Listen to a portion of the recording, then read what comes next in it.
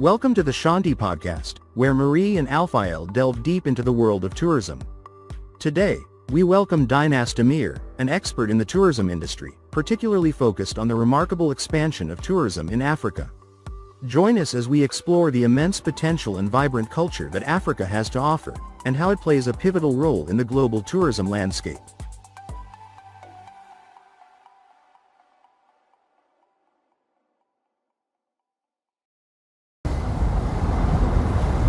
All right, this will be our first podcast with Shanti Network. It's always the first time for everything, so I don't have a mic, but that's fine. I think that we can record better. So we have Dynast. The first thing we will ask you to introduce yourself for those who don't know who you are, so we have more accurate information. Okay. I mean, I know you're very popular as far as Africa and everything, but it would be good to hear from you, and then you will go from there. Okay. Yeah. I am Omoba Dynast Adewale Amir. I own a travel brand called Donfo, and then I have a media brand entitled In Search of Uhuru, in which we document and spotlight travel throughout Africa. Okay. I'm Marie. I'm just here to talk to you guys today. I don't have much going on. So you have a lot going on. Yeah. So it's nice to meet you, Dynast. Nice to meet you too. I'm looking forward to learn a lot from you. I like that you have the ability to just travel all over the world. That has been my dream for a very long time. And so far, I think I've only hit 2 countries. So, yeah. Well, all over Africa. My focus is Africa. Oh, Africa? Yeah. Why Africa? I'm drawn to Africa more than anywhere else. Okay. So I'm not really interested in seeing other countries until I've visited, everywhere I wanted to see in Africa first. Okay. So Africa's priority when it comes to travel. Is it something like, how did you come up with the idea of just traveling Africa? Is it like something you just woke up and they're like, let me do this? Or it was a backstory. Yeah, I'm going to tell you the backstory. Yeah. So in 2011, I was working in corporate America, and again, I was doing very well in sales, making good money. And a friend of mine, his name is Fitzgerald Stevens, shout out to Fitzgerald Stevens, at Find Ways to Win. I called him, I was telling him about my successes in corporate America at a company called Centos. And he was like, take a vacation, go on a cruise. So originally I was going to go to Brazil. Brazilian women, all my boys, they would say, you go to Brazil, you get a villa, 2 girls, and have fun. So I was going to originally go to Brazil. My host, the lady that was going to host me, she went to the University of Georgia with me. She backed out. So then I was left with, where am I going to go for a vacation? So I called another friend of mine, his name is Yishak Abraham, and he said, go to Tanzania. I said, okay. So I started researching Tanzania, and there's an island off the coast of Tanzania called Zanzibar. Yeah. I didn't know Zanzibar was a real place. At the time, I was living in LA, and there was a nightclub in Santa Monica called Zanzibar. So I said, okay, that's confirmation. So I ended up going to Tanzania, and I fell in love with Africa. So while I was in corporate America, I said every vacation I get, I'm spending it in Africa, nowhere else. Okay. So that's how and it just grew from there. And how many countries have you been to so far? Maybe like 14. Wow. But there's people that have been to more than me.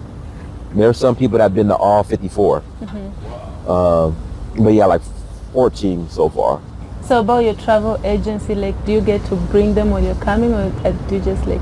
No, so I bring people to Africa to come experience it. When I received my title, my role in Nigeria as Omoba, which is Prince, one of my responsibilities was to bring awareness to the kingdom of Odoruo, where I'm a prince at. So I said, okay, let me bring people so they can come see it for themselves. Okay. And then it just expanded from there. How did you get to be a prince? How did you earn that title? How did you? No, so I have roots from a kingdom in Nigeria. Okay. So, the king said, you left as royalty, you're returning back as royalty. Back so, to your roots. Exactly. Okay. All right. So about, I understand you also played football. I played football and ran track at the University of Georgia. Blew my knee out my freshman year. So I ended up I was still on a football team, but I primarily competed in track and field. So I was a sprinter. So, I played sports all my life. So primarily football and track growing up, and then in college, football and track as well. For the University of Georgia, Go Dogs. So yeah. Is it something that you still want to do, or did you leave that? Oh, I'm 43. My sports career. Yeah, my sports career is done. I thought you were like 34. Thank you. You look so young, and you're like so built up. I drink plenty of water. I work out. I use shea butter and black soap. That's all I use. And I wouldn't say my diet is the best. I like to eat.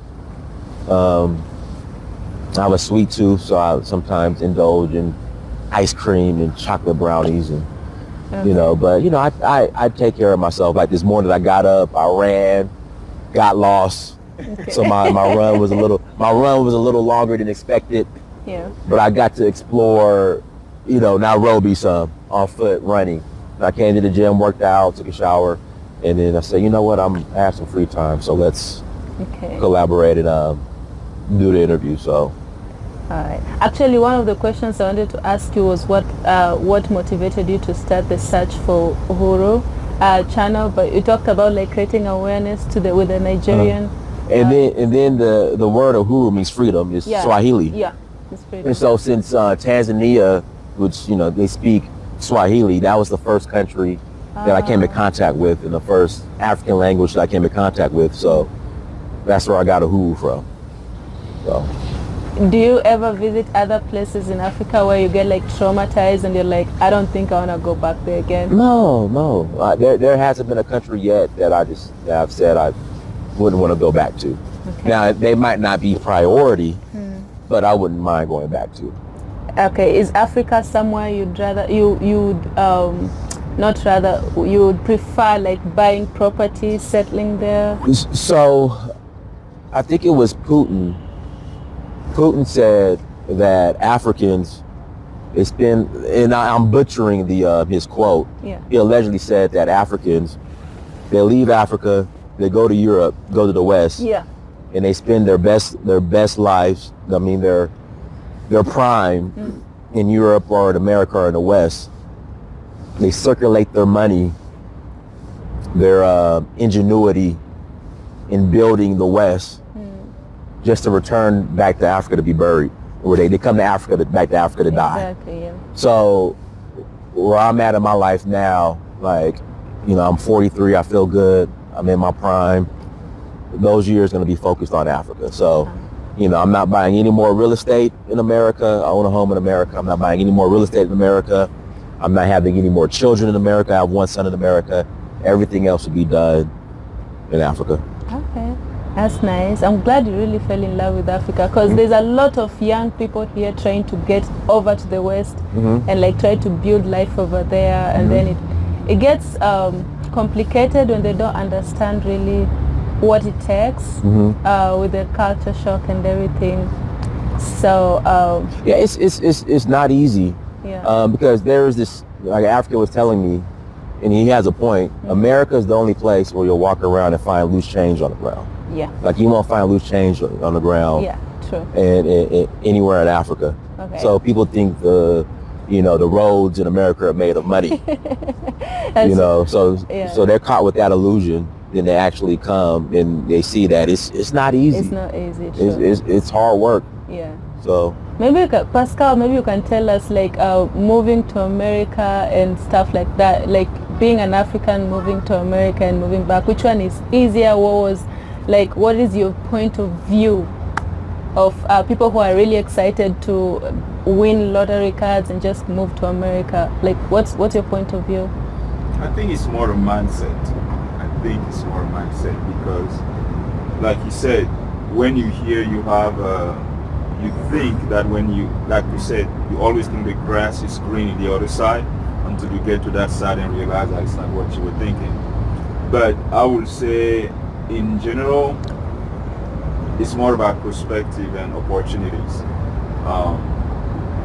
As much as you have opportunities in Africa, you also have in America. I think it's more about how you explore your options. Because I won't necessarily say that Africa is better or America is better. I think it's the same thing no matter where you are. But the main reason I say is a mindset, because I think you can be successful in Africa as you can be successful in America. It's just two different ground, different rules, different environment, different opportunities. It's more based on how you manage yourself and the people around you, your community, your surrounding. Me, I think that's the main point. I don't really, anywhere you go, I mean, I've been in Asia, in Europe, in South America, everywhere I go is the same concept. It's more about the mindset and how you feel in your environment. Okay. Me, that's what I think is about. Speaking of mindsets, Dynast, what are some of the beliefs that you have, beliefs that you think like if we had, like Africans, we could like push and go for, or like just to refresh, why do you think, no, that's not the right way to ask that. Like some of the beliefs, just tell me like some of your cultural beliefs, like how the mindset that you have that has pushed you to come this far and like push you to the things that you have focused on to like be a success in that sector. I love the continent. Like the first time I stepped foot in Dar es Salaam, and I flew British Airways all the way from LA to Heathrow to Dar es Salaam. And I got off that plane. It was hot, humid. went to passport control. No AC, I was sweating. I stepped outside the airport. The heat hits me in the face. People were selling their SIM cards. And I don't know, I just knew this was it. Like, Africa's the future. Like, it was something that just came on to me. Was it a sense of belonging? I don't know, it was just identity. Well, see, and that's how like the Uhuru part, I know, kind of shifting. That's how the Uhuru part came about. So when I exited the airport, you know, the locals were coming to me and they're speaking Swahili. Yes. And I told them like, I don't understand what you're saying. And so they started asking where I'm from. But that's actually a sign, because people who don't know you coming to you speaking Swahili, yeah. I mean, they see you as the brother. They don't even realize that you don't speak the language. Exactly. That's a big sign right there. Yeah. So they started asking where I'm from. They're like, you South African? I'm like, no. You're Ghanaian? I said, no. And they asked like, where are you from? I said, I'm Black American. They're like, no. Where are you from? I'm like, no, I'm Black American. They're like, no. Which tribe are you from? And I said, I don't know. And I had to explain kind of, you know, the slave trade, and they still kind of didn't get it. So that's how In Search of Uhuru was birthed. Okay. Through that. That makes sense. So that's why I kept coming back, just to uncover my African roots. It's interesting that you say that, because I notice in America, right, most of the white folks that I talk to, they always know, even if they're like second, third generation in America, they always have a link back to either Germany, Italy, wherever they came India, from. And they kind of kept this, I don't know, this information about where they came from. I know we have a different stories. I'm not necessarily going to say that it was easy for us to keep our trace back originally, but I just realized that they know a little bit more than the Black American will, and I don't know if it's more about something that will affect their identity a little bit, like you said, that the search and the slave trade. Slavery did a number on us, especially in America. You know, it did a number on us. You know, that the slavery. And I want to bring something controversial. I'm sorry that No. Oh, please. These last years, go back to Ask You and a couple of guys in the United States. Okay. There is a lot of information coming up now that most of Black Americans are not necessarily part of the slave trade. A lot of Black American, I call them Black American, but they were already there. That's not true. That's not true. That's not true. Before the slave trade. That's not true. I mean, some people have evidence to back this There's up. no evidence. Not at all? Ask them what their culture was, what foods they eat, what... They have some trace back. There's no. Again, just, like, what tribe are you? Luya. Luya. So you have culture, you have certain dances, you have language, you have your own foods. Yeah. Like when you ask these Black Americans who claim to be Indian, those same questions, they can't say anything. That's why that could be disputed in 30 seconds. Okay. Like why do you want to be indigenous to North Dakota? I mean, I don't know. Why do you want to be Black and indigenous to South Dakota? It's -5 degrees there. Like, why do you want to claim that and be indigenous to that? True. Yeah, that's what I was asking, because I was like, You see, the thing is, they just the media hasn't made being African sexy enough. Yeah.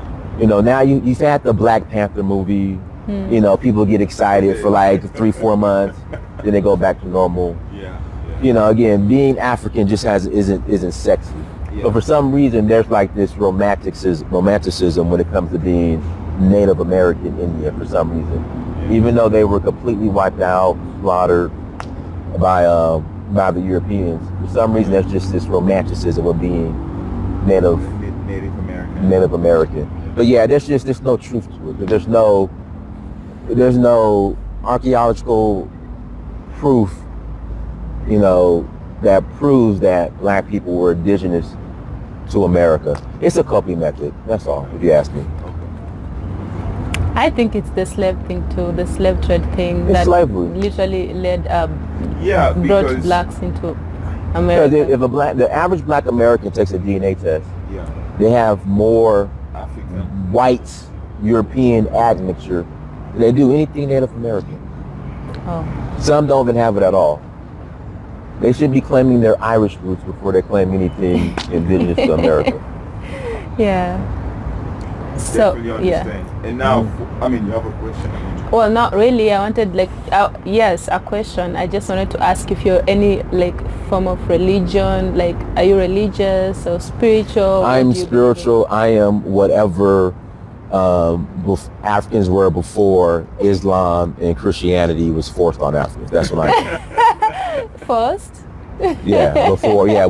Whatever Africans did before Islam and Christianity was forced on them. That's what I am. I saw a video on your channel about the Nigerian, was it a festival, something on the river? Oshun. I was like, what is happening? Cause is that like someone? That's another show. It's a story behind, the Oshun festival. Okay. So it's to bring to thank Oshun, the Orisha. All right. Okay. I did cover a little bit of the Orisha original. I kind of dig deep into the whole Orisha culture, because there has been a movement, especially among some traditionalists in Africa, to try to go back to the roots. And even in the United States, that's actually where I learned about the Orisha. When I was in Africa, I didn't know what it was. I learned that from Black Americans. Right. They taught me about this culture from Africa. They say, you're from Africa, so you should know the Orisha. I said, no, I don't. So they kind of educate me. So I went back and do some research. Then I realized that, this is, because when you go back to that tradition, it goes back to not just Nigeria, I think all like West Africa, with Benin all the way down south. And when I dig a little bit deeper, well, every ethnic group, including yours, you have your own origin story, your own religion, your own religion, your own gods. You have it all. Yeah. I would Yeah. think. No, I mean, am I right? It is. It is, Because there is, When I but was now- digging deep, that's when I realized that, it has been a shift. A little bit what you said, what we were before all this religion came to Africa. And then when I started looking, then I realized that actually our fall came from the lack of understanding of that culture. Because Africa itself, before we bring all this religion, we have a culture and we have understanding of the divine. But the fact that I always say that our biggest downfall is ignorance. The fact that we didn't even ourselves understood what we were doing, that's when this culture get corrupted. And now today, for instance, when you take something like Orisha, it's not necessarily just at the roots. The teaching was precious. For instance, they would talk to you about it was more about personal elevation. Yeah. It was more about what they call the Orisha gift. You can see that in other religion. You can see, because what I realized that at the end of the day is the same truth. That is just that's have different interpretation. The same way, for instance, if you go to like India and other places, they will talk to you about things like the different chakra and things like that, or the yoga. And then when you come to Christianity, they talk to you about the Holy Spirit, the saint, and everything. But when you go back at the root, you realize that what we had was actually a full understanding of all these concepts. Right. It's just when you bring the missionary and they make it look like, this is evil, Right. and this is what is right, that's where the confusion starts. And then at the end of the day, we didn't keep a track of what was happening. It's just about this is evil and this is good. But never take the time to do a comparison analysis and understand that where all this comes from. I think that's the main problem. And today's, with all this mixture, you have something simple. I used to say like something simple as maybe nature. Understanding nature, respecting nature, but all that also gets mixed with spirit. Now at the end of the day, when it comes to the world of spirit, you have negative and you have positive. So how do you make a line between what is negative and what is positive? That's where the challenge is. Because we also, let's go dance, but what is the spirit that affecting what we do? Is it positive? Is it negative? And there is no clarification about what we do in Africa. They will tell you, go to that circle, do this, do that, drink this, jump this. But give me first the meaning of what I'm about to do, so I understand what I'm involving, what I'm putting myself into. But there's no clear explanation. Me, that's my problem. Well, no, but if you ask, you can get the explanation. If you ask the right people. Because usually, that's what our ancestor used to do. But how this has led you so far? Is it, is it producing great result? Where are we so far? Me, I would like to, because you should start to break these things down. Then you see the good part, and then you can remove the bad. But as long as we keep mixing everything together, I think that's where my concern is. But like he has said, there's different cultures, and there's every culture believes they have their gods and everything like that. When you go to every country, they have their cultural aspect of where they originated from and stuff like that. But when you put everything together, like literally everything, don't you think there's just like one entity that created all? Yes, that would be the concept. But now when it comes to practical action, I think we'd be a little bit naive to think that everything we do is to worship that one entity when we know that all these things, I always say the positive and the negative. I feel like we have these two forces. I always go back to the Star Wars movies. We have the, how do they call that, the dark force? The dark side. The dark side, yeah. Me, that's how I see the world. I always see the world as these two polarity. And it's all about navigating through that positive side and the negative side. As long as you understand how you navigate through this, I think you're fine. But if you just embrace everything without understanding where to draw the line, me personally, I think that's where the concern is. Okay.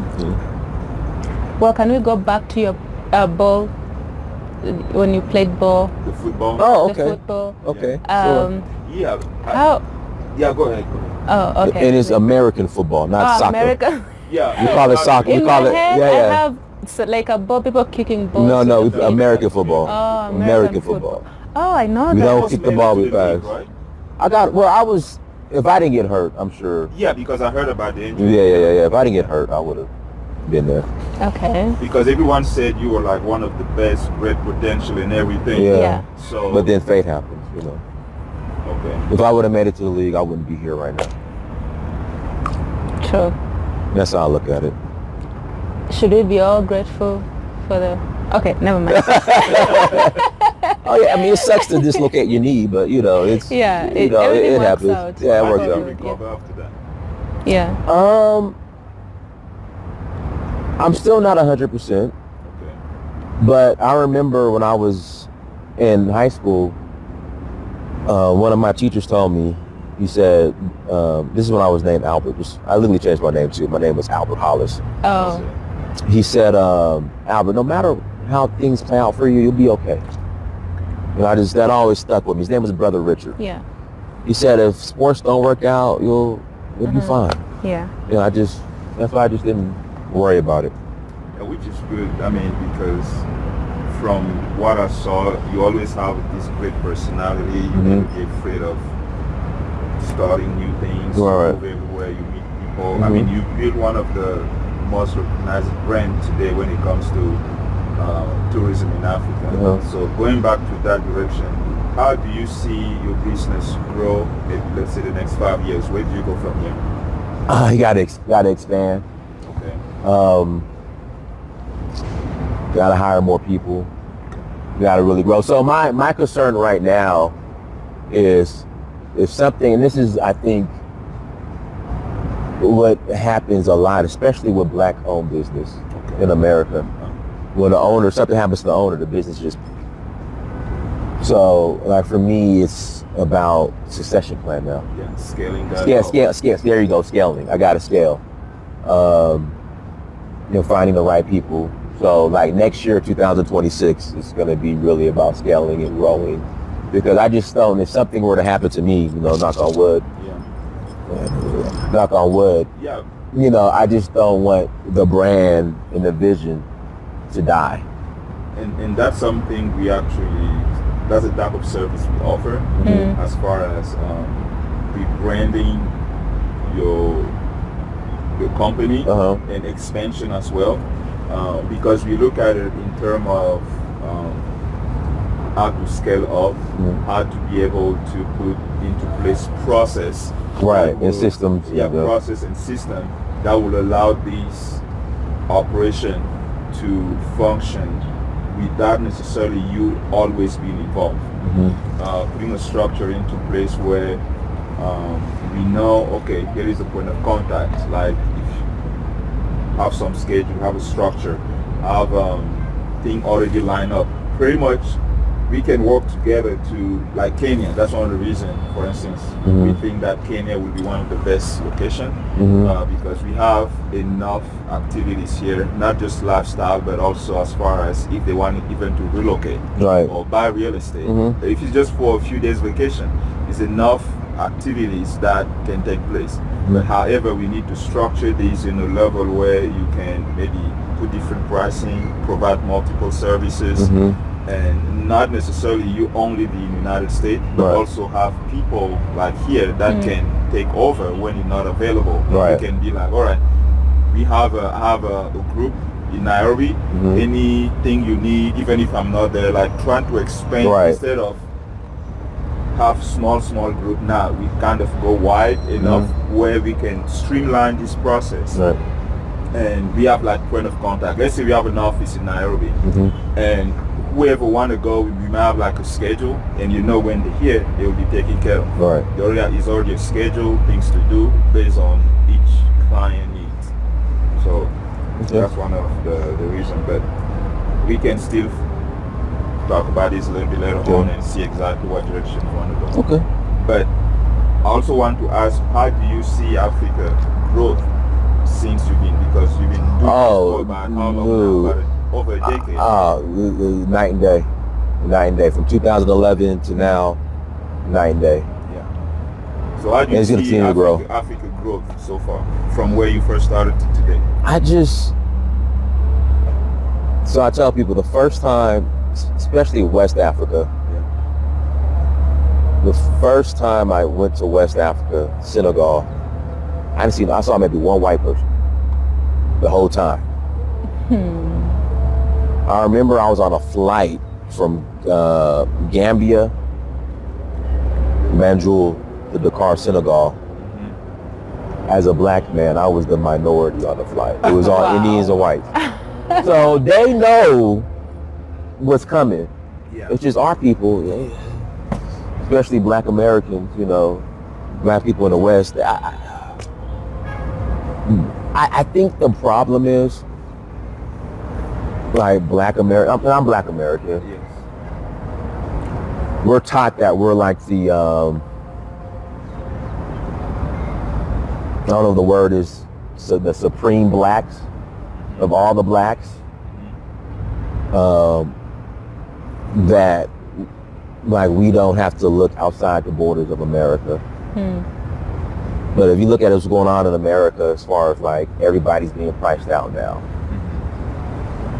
When it comes to real estate, even something simple as finding a place to live, to rent. Yes. Some people aren't, like, there's going to be like, you're going to have to look outside of America for opportunities. You're going to be forced to. And that's just going to be the reality. And why not Africa? Because I don't understand why, and you see this a lot, why some black people will complain about racism in America, but then say, I'm going to move to Italy. And then, like, I talk to my African immigrant friends in, like, Italy and France, and they're like, these Italians and French, they're more racist. Like, I don't get it. Like, everybody's just supposed to avoid, Africa. Yeah. I don't get it, but I think it's also the media. I think it's much better now. You can't blame it. We got to stop blaming the media. We got to stop blaming the white man. The thing is, we got to stop. I mean, 2025, we got to stop pointing the finger at the white man. I agree with that too. Why you're mad at the white man in America, but you want to go to the white man in Italy. Yeah. We can't blame the white man for that. That's just a mindset. I agree. I totally agree. And I think this is another reason we have podcasts like this, just to be able to start producing our own media, our own way of seeing the world, express our own opinion instead of, like you're saying, it's more about that. Actually, that's one of the reasons I started even writing. I remember I went to see Black Panther, right? I mean, the movie was great, but there was a few things that I didn't like. And something just hit me like, oh, that's the thing. You guys want to expand black culture, but at the same time, you always wait for someone to produce something and then come back and criticize. Why you guys don't take ownership and produce this type of media, whatever you want to do, based on your own vision, based on what you want the world to see from you, instead of always having to wait for someone else to do it. So I definitely agree with you. We have to take ownership, responsibility, and produce the media that we want the world to consume and express ourselves the way we feel like this is what we want to say to the world. Sure. Cool. I think that will help also with the mindset of Africans who are looking to, like, their main goal is actually just to travel from Africa, find life in the West.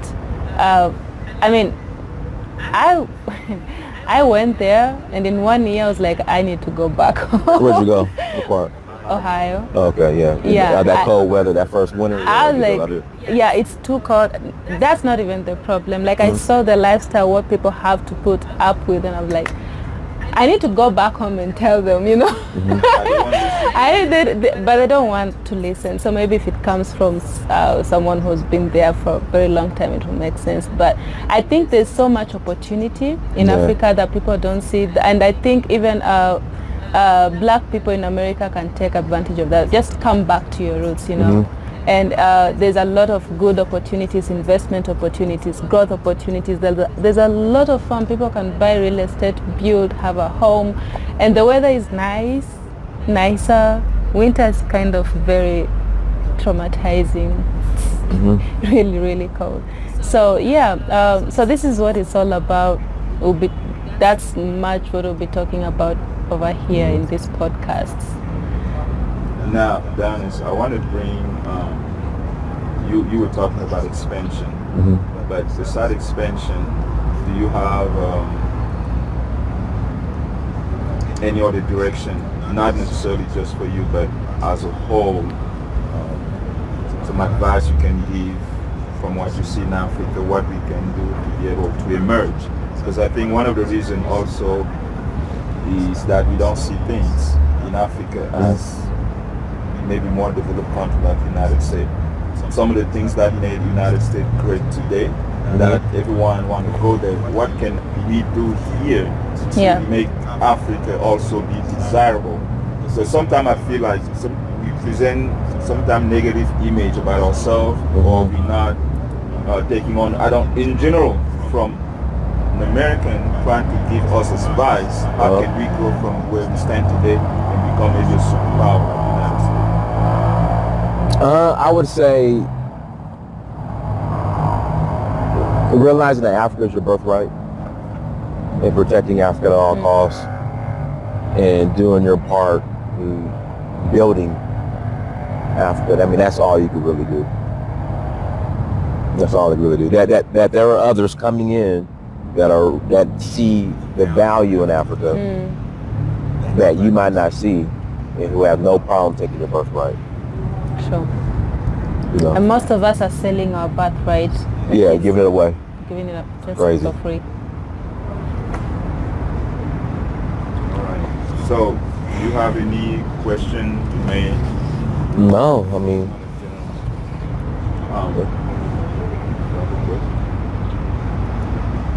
I mean, we still have a lot. I just don't know how much we've been so far. What's the time? That was just 37. I thought it was like 2 hours. I mean, it's a lot we can still go through. For instance, I saw you do a lot of interview on your podcast and trying to go back. We talk a little bit about religion, but I mean, sometimes it can be an easy subject, or depending on how people feel, it's a touchy subject. But I know we talk about things like the Dogon. So what information did you uncover so far in Africa, as far as maybe go back to the roots? I see you have the Ankh, things like that. Overall, what can you bring up that you uncovered so far? That we have our own spiritual systems that predate Western religion. Okay. And that I don't know what happened, why we value Western religion than we do our own spiritual systems. Because if you notice, the Chinese, they still kept their indigenous religion, or spiritual system, they're going to call it. Same thing with the Japanese, same thing with the Indians. But for some reason, Africans, we abandoned our original spiritual systems for that of the West. That's a whole nother show, whole nother topic.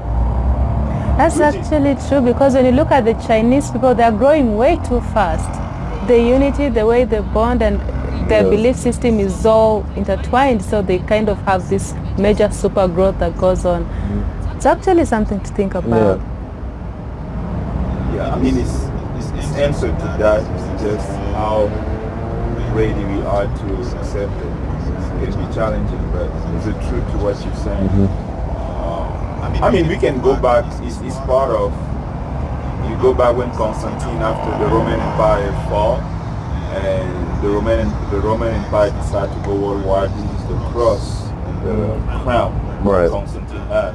So the new way of colonizing was through religion, and we can see that the best way to colonize people through religion was to use some of the truth that they had and use that truth against them.